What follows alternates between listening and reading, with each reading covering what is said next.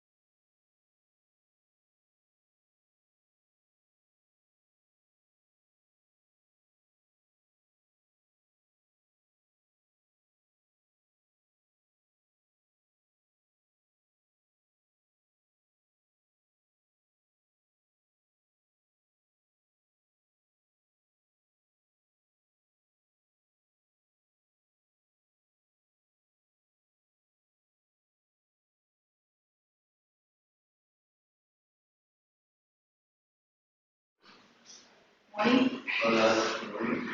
Good morning, everyone, and welcome here today. So today we have a presentation of Bruno Pedrosa. The presentation will be about his PhD thesis, which is the main topic is fatigue assessment of resin-injected bolted shear connections.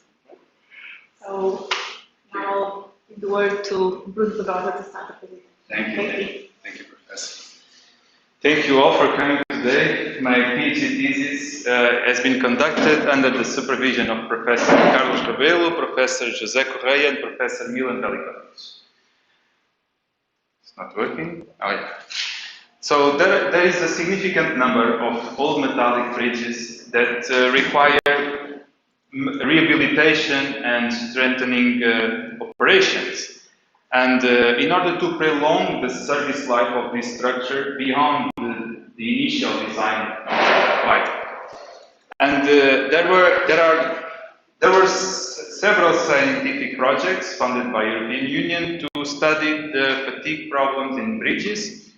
And these projects showed that fatigue, not only that fatigue is one of the most frequent causes of damages in bridges that you see here, but also fatigue in connections is the most relevant part. And in this context, the application of resin-injected bolts to replace faulty rivets and to strengthen the fatigue behavior of these connections is considered as a good option. So this fatigue is considered as a local phenomenon. So if we, so it is highly influenced by the material properties and the geometry of the detail. In this sense, my PhD thesis was focused on characterizing different metallic materials with a metallographic and mechanical assessment. And then this mechanical assessment went deeper to the crack propagation behavior, considering the crack closure effects. Then there was a study on the fatigue mechanisms of a bolt hole detail using global and local fatigue approaches. In what concerns the resin used for these injected bolts, we studied conventional resins and steel reinforced solutions. And also then at the level of the detail, the comparison was established between standard bolts and injection bolts in preloaded bolted connections. So the material characterization was based on three materials: puddle iron, which is a typical material used in old bridges, like this centenary Portuguese bridge designed by Gustavo Eiffel, and two non-alloy structural steels, S235 and S355. So the idea is to relate the metallographic properties, such as the microstructure composition, the grain and crystallite size, dislocation density and chemical composition, with the mechanical properties, such as the hardness, monotonic, cyclic fatigue, and crack growth behavior. For this fatigue behavior, I used three different damage parameters, one based on strain, another based on SWT, and another based on strain energy, which is used by Huffman. This strain energy model relies on the dislocation density, and this parameter was assessed by means of X-ray diffraction, and the result is given in here in this diffractogram, that you can see that 5 peaks were obtained, and these 5 peaks were analyzed based on the shear equation to determine the crystallite size and then the dislocation density. So we can observe that the average value is similar for both materials, but S355 has higher crystallite size and dislocation density. So using these values of dislocation density, we can predict the fatigue life relating the strain and the number of cycles for the structural steels that I selected. So based on mean, maximum and average value of dislocation density, we can define different predictions for the fatigue life. And we can see that the maximum value for the dislocation density is very close to the optimized optimized value in terms of fatigue by comparing the mean square error for these different fatigue behavior, fatigue curves in this case. So then the crack propagation was evaluated for these two structural steels based on fatigue crack growth tests using compact tension specimens in accordance with ASTM standard procedure. The behavior was the intention was to characterize the crack growth for these two materials under the stabilized crack propagation period, which is defined by the Paris law here. And the idea is to define these C and M parameters that are defined here. So the correlation with this Paris law is good, since the coefficient of determination is 1. And we can also observe that the mean stress effect is evident, is clear. So when we vary the stress radius, we have a difference with different crack growth behavior. Higher stress ratio lead to an increase of crack propagation. So then the fatigue crack growth was further investigated, and the idea was to develop an analytical model to predict the crack growth of these two materials, considering the crack closure effect.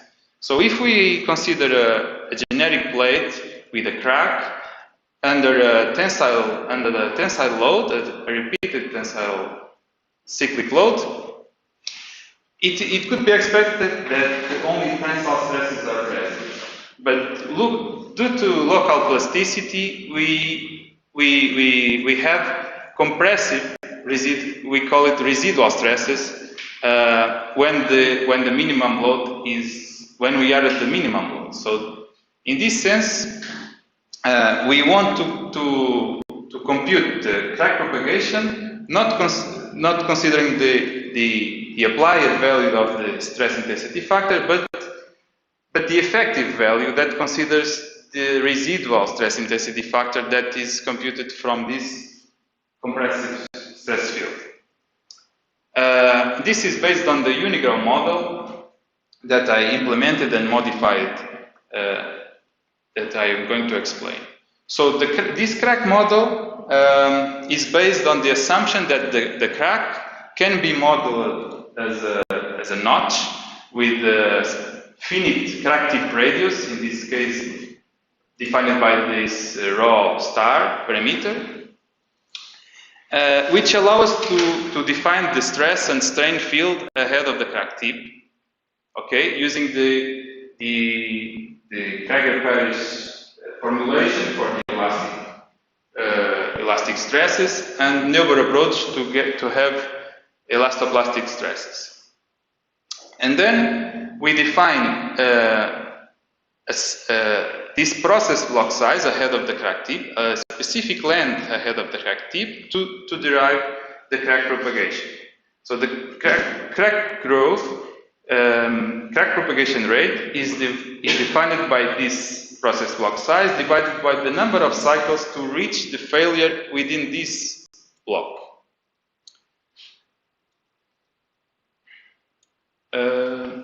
So, how can we determine the residual stress intensity factor? I implemented 3 approaches to determine this parameter in order to specify, to determine the best value for the crack tip radius for the analytical approach. So, based on experimental fatigue crack growth tests, we can collect several hysteresis loops from this test. And we observe that there is by relating the applied force and the crack opening displacement, there is this hysteresis loop is characterized by a linear part and a non-linear part. And the transition it occurs at the closure force. So this linear part it corresponds to the period where the crack is effectively open. So this is the effective range of the force. And then by comparing the residual stress intensity factor obtained by experimental and numerical results, we can determine this crack tip radius that you see here. Then we have the effective stress intensity factor, so we can predict the fatigue crack growth based on the process block size. I propose that this parameter is determined by this equation that rely on the effective stress intensity factor and on cyclic yield parameter of the material, and using the mean and characteristic properties of the fatigue behavior of S355, we can predict mean and characteristic fatigue character of prediction. So they have a good correlation with experimental evidences. So then, the fatigue mechanisms in the bolt hole were investigated by means of fatigue tests on specimens made from S235, and the geometry of the specimens were defined aiming to reproduce as close as possible to a plate from a bolt hole, bolted shear connection using M16 bolts. And you see here the results from 13 experimental tests and the design curve proposed in Neurocode, and we see very distinct slope that leads to unsafe predictions for the higher stress level and very conservative results for the lower stress level. So if we compare our results with other results from literature on similar specimens, we can analyze the influence of several parameters. The first one is galvanization. The comparison is established with the specimens in which galvanization was applied, and we see a reduction of fatigue strength, which is caused by an embrittlement of the surface. Then the hole execution method is also important for the fatigue behavior. We see that our specimens were made by drilling and are compared with specimens made by punching. Both methodologies are allowed in the standard, but the fatigue behavior is much lower for this technique. And finally, comparing the material, we see by comparing with S355 specimens that there is an increase of fatigue strength, especially for this region, for the highest stress levels. There is an alternative to avoid extensive experimental tests, and that the way is to implement local fatigue model, local fatigue approach. It establishes a distinction between initiation and propagation phase. In this case, the initiation phase rely on the stresses and strains that we find on the critical point of the detail, and propagation is based on the stress intensity factor that is determined by means of this numerical model using different values of the crack length. And then we can, adding the number of cycles for each phase, we can define the SN curve, and we see that a much better correlation is obtained compared with the experimental results in opposition to the Eurocode prediction, especially the predictions based on the Huffman damage model. Then moving to the topic of the adhesive, the resin-injected bolted connections, they behavior rely mainly on the properties of the adhesive that is chosen to fill the gap between the bolt shank and the hole of the plate. In this case, what I investigated was the mechanical properties of these two types of resin under compression. So this is a conventional resin that was investigated, that was used by other authors. And this is a solution based on the same resin, but adding 60% volume of spherical steel shots with 0.8 millimeters. And the idea is to by experimental campaign, to define the hardening behavior and the linear Dacker-Prager model to assess the behavior under confined conditions that are similar to these conditions that are found in the connection. So, unconfined specimens, the results are here. You see that the reinforced resin has a Young modulus 180% higher. The fracture strain is significantly reduced, even if the yield stress is nearly the same because it is influenced by the resin. And you see here the hardening behavior defined based on true stress and true strain. So the confined behavior of this resin was evaluated by me using this layout and using a quasi-static cyclic loading set under ascending loading set and descending loading set. And with these two experimental campaigns, we could determine that the stiffness for reinforced solution is nearly 2.6 times higher. There is an increase of stiffness for reinforced solution that is explained by the rearrangement of the steel shots and densification of the material. And using this reinforced solution, we can also have the reduced plastic strain and reduced viscoelastic effects.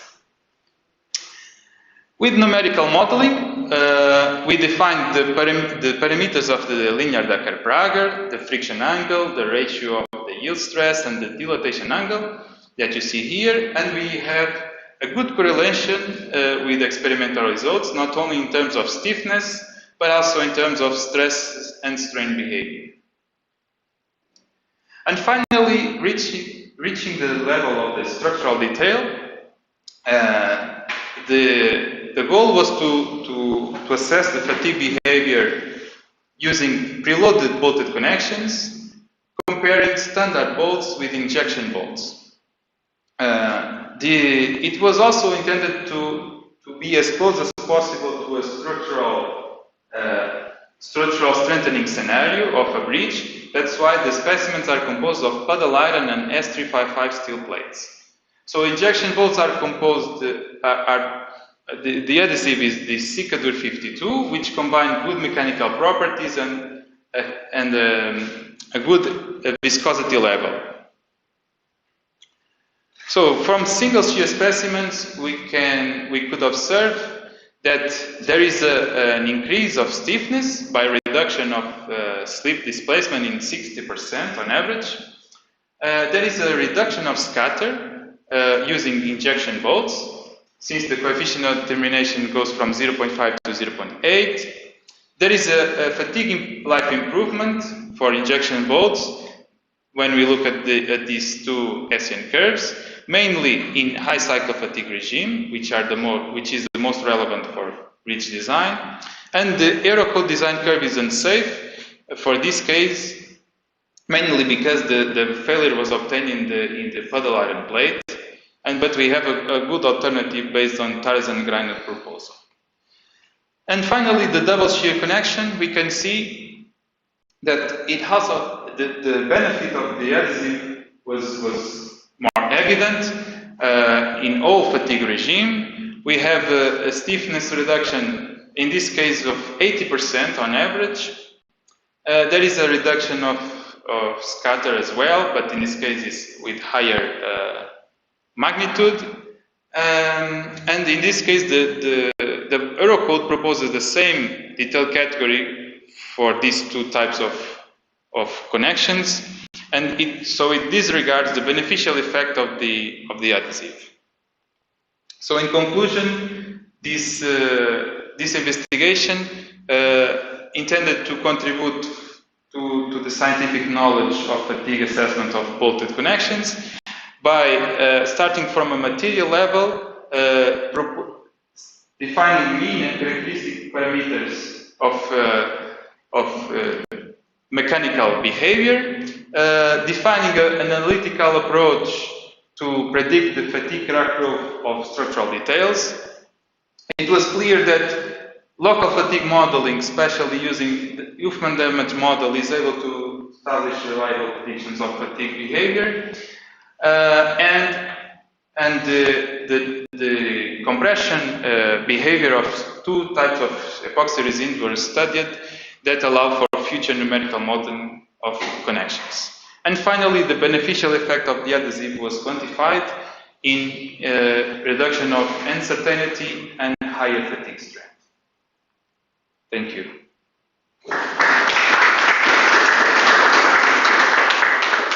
Thank you very much, Bruno. So before before starting our discussion, I just want to remind those who are online, also here, that questions can be made, so they can, it's allowed to put the questions on the chat. But we can start the discussion here. All right. Thank you, please. Bruno, congratulations for the work and for the presentation. It's very interesting. I will start with some general questions. Because the expected campaign seems quite extensive, so you started from nanoscale up to the macro scale.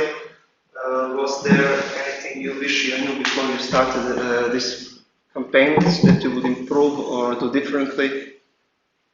Because it also you work on in different laboratories, no? Yes. It was a good opportunity that I have to work with different people in different countries. I have experimental results from Poland, from University of Trás-os-Montes, and from mechanical department. So this interconnection between different mechanical and civil engineering is very profitable. It was very profitable for me. Without that, I couldn't go to this nano characterization of materials that were very important for this fatigue assessment of materials. So this was very good for me, I think. Okay. Next, just a second. Yeah, you chose injected voltage solutions as a way to retrofit the old bridges. When you were doing literature review, what were other competitive solutions on the market or solutions that were studied in parallel to this? So there are several solutions. We can go for reveating again. So in that way we can preserve the architecture of the bridge. But reveating is not a common process anymore, so it's more expensive. But it's possible to implement. But the fatigue behavior is not as good as bolted connection, preloaded bolted connections, of course. And then we can also apply bolted connections based on preloaded bolts, or based on preloaded bolts with injection bolts. That was my goal, to combine these two solutions to avoid that the friction between the plates is not good enough, because there might be some corrosion, or the friction cannot achieve high value. So we don't rely on the friction, but we rely on the adhesive. That's the benefit of this injection bolt. Okay. I think on slide 6 or 8, you show the cyclic curve that you used, and for example, the previous one, no, 8, I think it was. One more, yeah. So you had the mean stress in tension, yes? So the model that you developed works for tension cycle. Yes. Is it possible somehow to adjust this model that you developed for compression tension or something like that when the mean stress is still in tension? That's a good question. Maybe for future development I can go in that direction.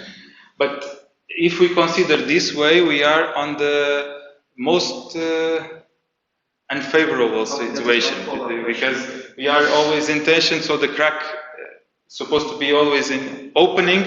So if we have compression, we have the beneficial effect of compression. I was only thinking about, because you're calculating the residual compressive stress. So I was thinking, if you introduce some additional compression during the cyclic load, is it going to somehow damage the material? I'm not sure, I'm just thinking. This way is the most unfavorable way of propagation, and when we consider this effect, we are considering a slower fatigue crack growth, so it's beneficial effect. But if we use compression, it's also possible, and we can go in that direction. But in this case, this is the most relevant case to study. Okay, just to clarify. Thank you.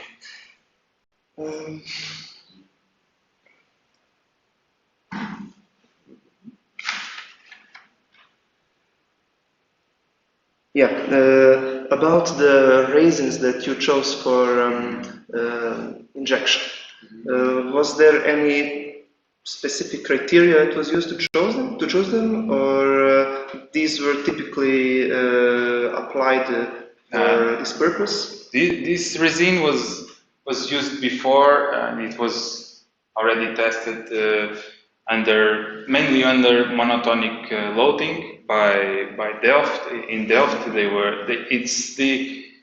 this resin is on the standard, so it's allowed to be implemented in Netherlands because it was already tested there. So the regulation from the Minister of Infrastructure, it allows to use this because it was. This is the REM gel, no? Type. Yes. This because I gel. saw, I think, on one of the following slides, you have a table where you use also Cicadur. Yes, yeah. In this case, I use Cicadur because the viscosity is lower, and in this sense, we can use in the smaller gap that I have here, because these are standard voids, no? Yes, and in this case, I can be sure that the hole is filled with the resin. If we have voids, they can be critical. So it's maybe in future we can compare both. But the compressive test you did only for Rengel, not for Cicadur. Yes, that's true. These properties were obtained from the technical sheet. Yes. So the compression tests were made on this resin, which has a bit higher young modulus. That's why it was used. But we wanted to test this solution to even have higher stiffness. Mm-hmm. But this reinforced resin, is it only possible when you have more space between the hole edge and the bolt? Yes. So it's not possible to combine it with Cicadur? Yes, until now this solution is only possible for oversized holes. They used it in Delft in oversized holes for this case, and until now it's not. We didn't develop a solution for standard bolts that have a 1 millimeter gap. In that case, we use the conventional resin, but for this solution, it's only fitable for oversized. For 1 millimeter gap, probably you would need something with even smaller diameter. Yes. With these steel shots, we couldn't guarantee that the gap is completely filled with this material. I think I have a few more, just to find it. Oh, this is already answered, okay.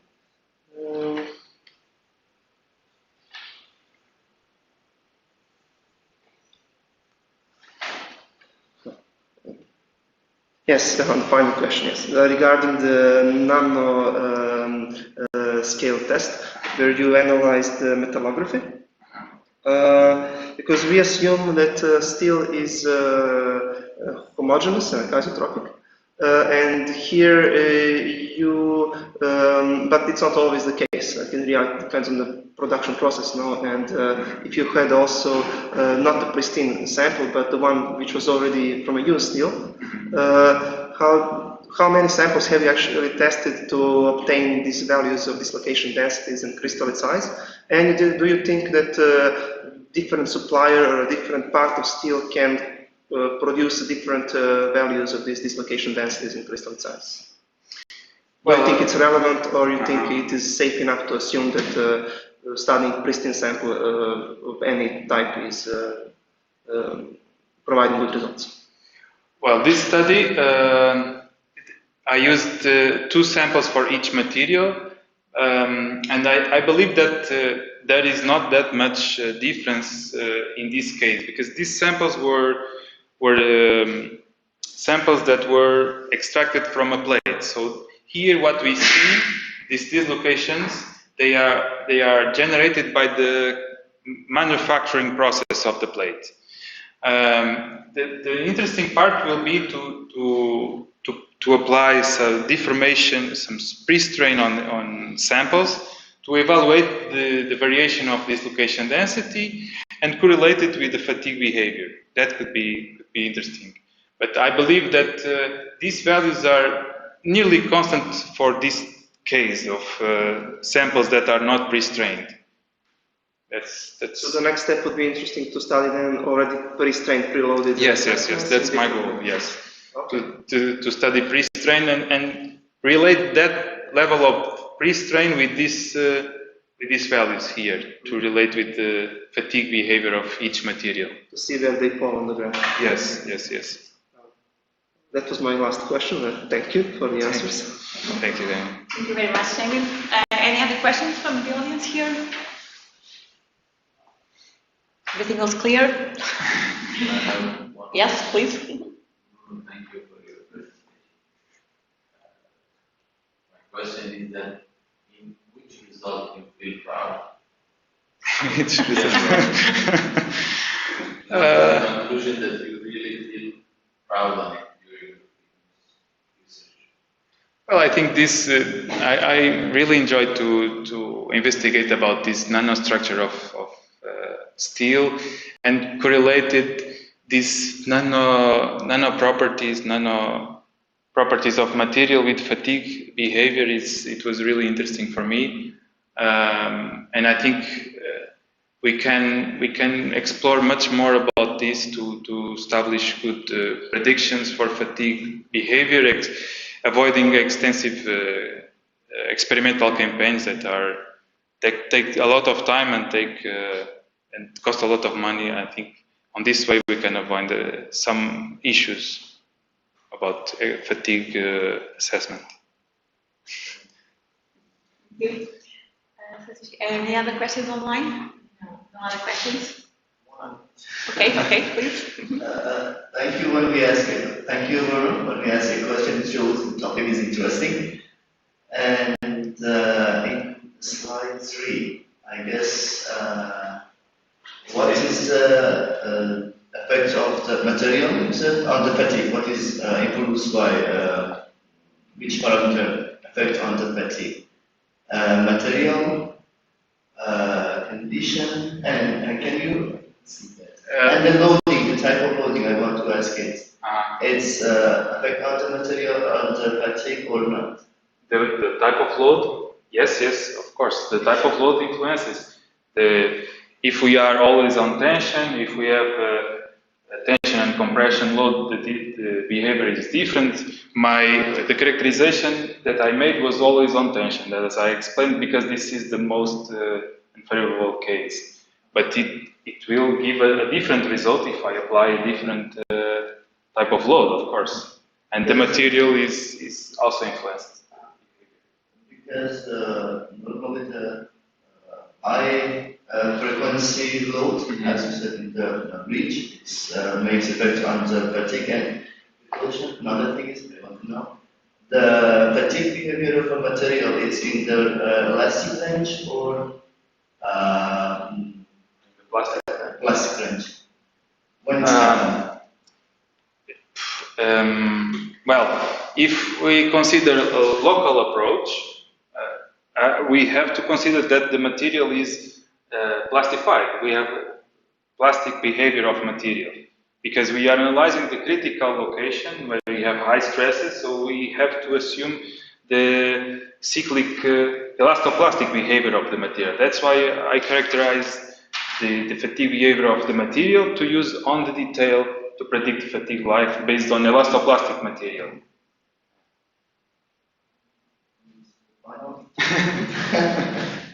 Imagine there are a company wants to have this project, wants to use the fatigue, and they discover that the problem of the project is fatigue.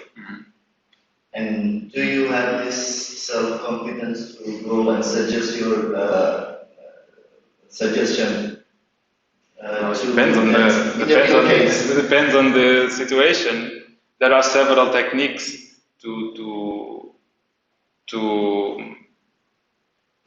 when we find a crack, we can make a hole to stop the propagation of the crack. We can This is when after we discover there is a crack.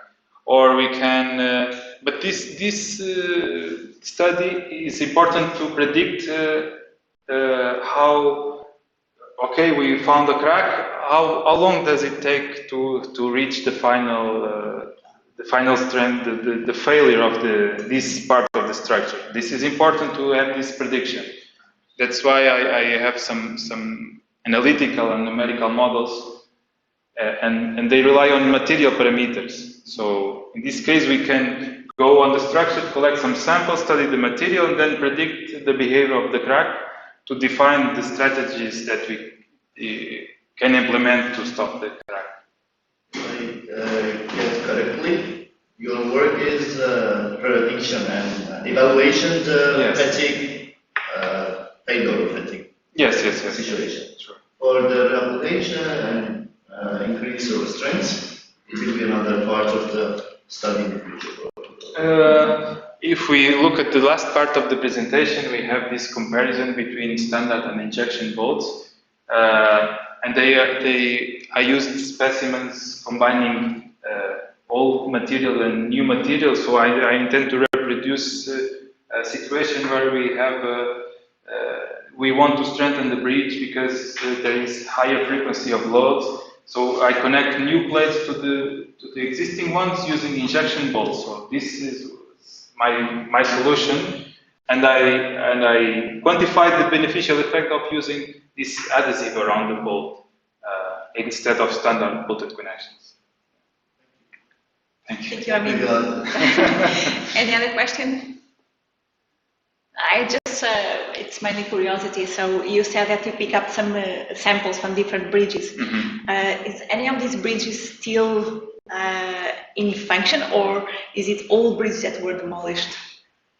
This Eiffel Bridge in Viana do Castelo, it's still on service. It's the oldest bridge on service.